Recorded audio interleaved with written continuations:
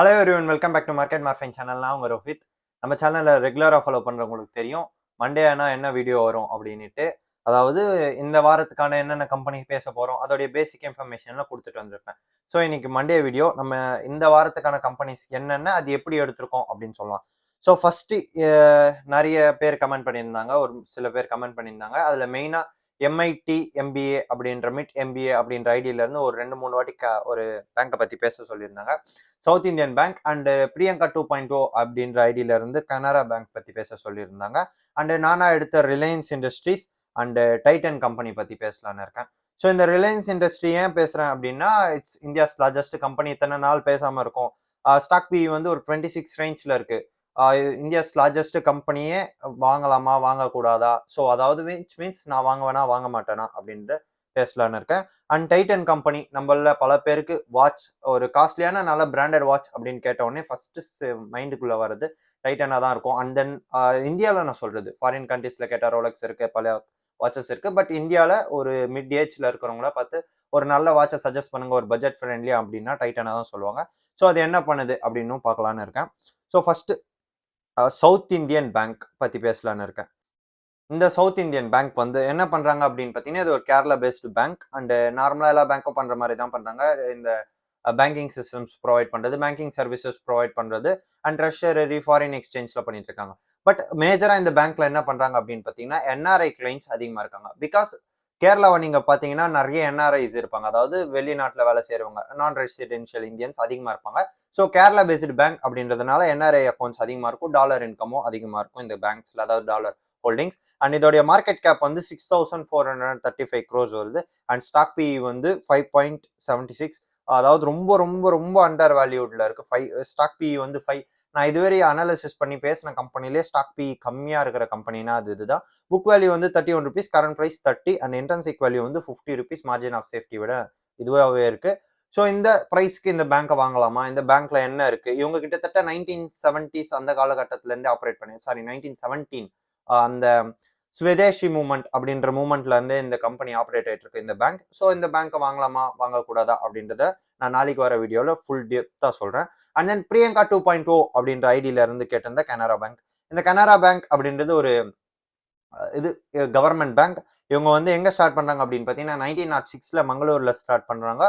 Wholesale operations and banking operations அது மாதிரி நிறைய பண்ணிட்டு வந்துட்டு இருக்காங்க. கிட்டத்தட்ட ஒரு செஞ்சுரி கிட்ட ரன் ஆயிட்டு இருக்காங்க. இந்த 2020-30 அந்த 2030 வந்துச்சுன்னா இவங்க கிட்டத்தட்ட ஒரு 90 to 100 இயர்ஸ் ரன் ஆயிட்டு இருக்க ஒரு பேங்க். அண்ட் இவங்களுடைய மார்க்கெட் கேப் பார்த்தீங்கன்னா 86,534 crores. ஸ்டாக் பி வந்து 6, இதுவும் ரொம்ப கம்மியான ஸ்டாக் பி இருக்கு. அண்ட் புக் வேல்யூ பார்த்தீங்கன்னா 430, கரண்ட் பிரைஸ் 472, இன்ட்ரன்சிக் வேல்யூ வந்து 889. ஸோ இந்த பேங்கை வாங்கலாமா வாங்க மாட்டேன், அதாவது நான் வாங்குவேனா மாட்டேனா? இது கவர்மெண்ட் பேங்கா இருக்கு. பட் இதோடைய ப்ரைஸஸ் வந்து வேல்யூவேஷன் நல்லா இருக்கு. பட் டிவிடெண்ட் ஹீல்டு அதிகமா இருக்கு. இந்த பேங்கை நான் வாங்குவேனா வாங்க மாட்டேனா? அண்ட் இவங்க என்ன பண்ண போறாங்க அப்படின்றது எல்லா டீட்டெயில்ஸான வீடியோவும் நான் நெக்ஸ்ட், அதாவது டியூஸ்டே வர வீடியோல நான் பேசுவேன். அண்ட் தென் நெக்ஸ்ட் என்ன அப்படின்னு பார்த்தீங்கன்னா, India's largest company and world's largest refinery வச்சிருக்க ஒரு கம்பெனி.